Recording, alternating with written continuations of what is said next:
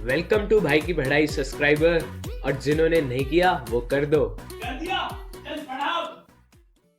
तो वीडियो की शुरुआत करते हैं एक इम्पोर्टेंट सवाल से कि फ्रेंच ने वियतनाम में क्या क्या डेवलपमेंट करी थी। ये सवाल 5 मार्क्स के लिए तुम अपने क्वेश्चन पेपर में छपा हुआ देख सकते हो। तो पहला पॉइंट सुनो, वियतनाम में फ्रेंच का कब्जा होने के कारण वियतनाम की मूवीज में फ्रेंच किस के सीन आने शुरू हो गए थे। अरे मजाक कर रहा हूं, कुछ ने तो शायद ये मान भी लिया होगा। खैर, पहला पॉइंट है, फ्रेंच ने मेकोंग डेल्टा में कैनल्स और ड्रेनेज लैंड्स बनवाए ताकि इरिगेशन इजी हो जाए और वहां का कल्टीवेशन बढ़ जाए। उधर की राइस प्रोडक्शन इतनी बढ़ी कि 1931 तक वियतनाम राइस का 3rd लार्जेस्ट एक्सपोर्टर बन चुका था। सेकंड पॉइंट, रोड्स और रेलवे लाइंस बनाई गई। ये इसलिए किया गया ताकि गुड्स की ट्रांसपोर्टेशन और ट्रेड बढ़े और मिलिट्री की मूवमेंट भी इजी हो जाए ताकि वो पूरे रीजन को अच्छे से कंट्रोल कर सकें। बुक में 2 रेलवे लाइंस का जिक्र हुआ है। एक है trans Indo China railway network, जो नॉर्दर्न और सदर्न वियतनाम और चाइना को लिंक करती है, और दूसरी लाइन वियतनाम और सिएम को कनेक्ट करती है विया फिनोम पेन, जो कंबोडिया की कैपिटल है। और हाँ, सिएम थाईलैंड का पुराना नाम है।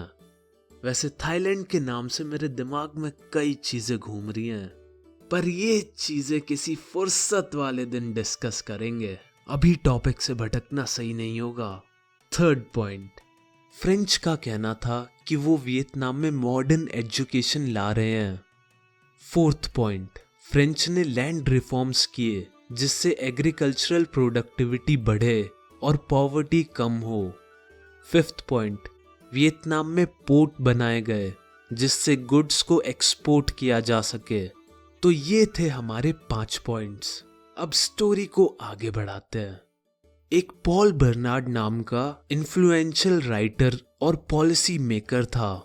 उसका मानना था कि कॉलोनीज की इकोनॉमी डेवलप करी जानी चाहिए, क्योंकि कॉलोनीज को एक्वायर करने का पर्पस था प्रॉफिट कमाना। और अगर कॉलोनीज की इकोनॉमी को डेवलप किया जाएगा और लोगों के स्टैंडर्ड ऑफ लिविंग को इम्प्रूव किया जाएगा, तभी तो वो चीजें खरीद पाएंगे। अब गरीबों के देश में कुछ बेचने निकलोगे तो घाटा ही होगा ना। तो बर्नार्ड का कहना था कि गरीब देश की इकोनॉमी डेवलप करो जिससे वो चीजें खरीद सकें। इससे मार्केट बढ़ेगा और फ्रेंच बिजनेस को फायदा पहुंचेगा। बर्नार्ड ने यह भी बताया कि 3 चीजें वियतनाम की इकोनॉमिक ग्रोथ के लिए बैरियर बन रही हैं।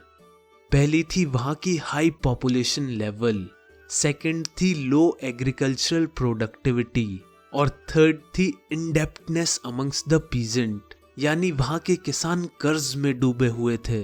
वियतनाम की इकोनॉमी 2 चीजों पे टिकी हुई थी, एक राइस कल्टीवेशन और दूसरा रबर प्लांटेशन। इसीलिए फ्रांस ने वियतनाम में इंडस्ट्रियलाइजेशन लाने की कोशिश करी। खैर, फ्रेंच कॉलोनाइजेशन के पीछे सिर्फ इकोनॉमिक एक्सप्लॉयटेशन का आइडिया नहीं था, बल्कि कॉलोनाइजेशन से वो वियतनाम को सिविलाइज भी करना चाहते थे।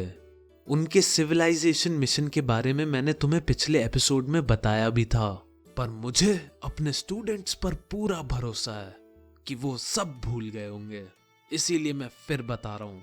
फ्रांस का मानना था कि ये एडवांस यूरोपियन कंट्रीज का मिशन है कि वो सिविलाइजेशन के बेनिफिट्स बैकवर्ड कंट्रीज को दें।